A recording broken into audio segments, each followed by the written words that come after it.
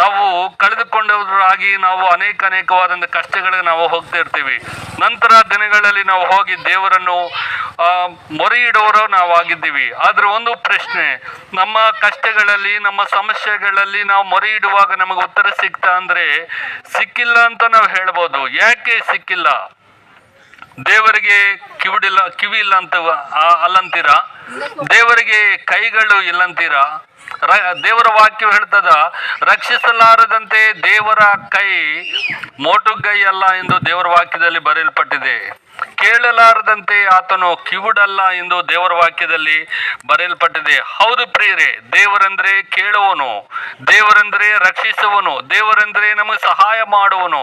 ಆ ದೇವರೇ ನಮ್ಮ ನಿಸ್ಸಹಾಯತೆಯನ್ನು ನೋಡಿ, ನಮ್ಮ ದುರ್ಬಲವನ್ನು ನೋಡಿ 2000 ವರ್ಷಗಳ ಹಿಂದೆ ಈ ಲೋಕಕ್ಕೆ ನರ ಅವತಾರದಲ್ಲಿ ಈ ಲೋಕಕ್ಕೆ ಬಂದಿದ್ದಾನೆ ಪ್ರಿಯರೇ.